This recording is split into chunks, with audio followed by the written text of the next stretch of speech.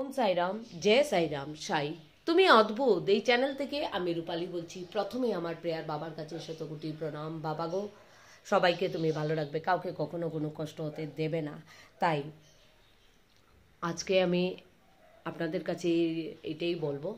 অনেকে আমাকে বলে বাবাকে কি স্নান করে বাবার নাম স্মরণ করতে হয় বা বাবার সামনে বসে করতে হয়? না, এগুলো কিছু নেই। বাবার নাম স্মরণ করার জন্য কোনো একটা ভালো জায়গা লাগে তা সত্যি নয়। আপনার মনের মধ্যে যদি বাবাকে বসিয়ে রেখেছেন, যে কোনো সময় আপনি বাবার নাম স্মরণ করতে পারবেন। আপনি রান্না করছেন, ওইখানেও বাবার নাম স্মরণ করতে পারবেন। আপনি খাচ্ছেন, আপনি চুপচাপ বসে আছেন, প্রত্যেকটা সময়ই আমরা বাবার নাম স্মরণ করতে পারবো। বাবার যতই নাম স্মরণ করব ততই আমাদেরই ভালো হতে থাকবে, ততই আমরা ভালো দিকে ভালো রাস্তাতে যেতে পারবো।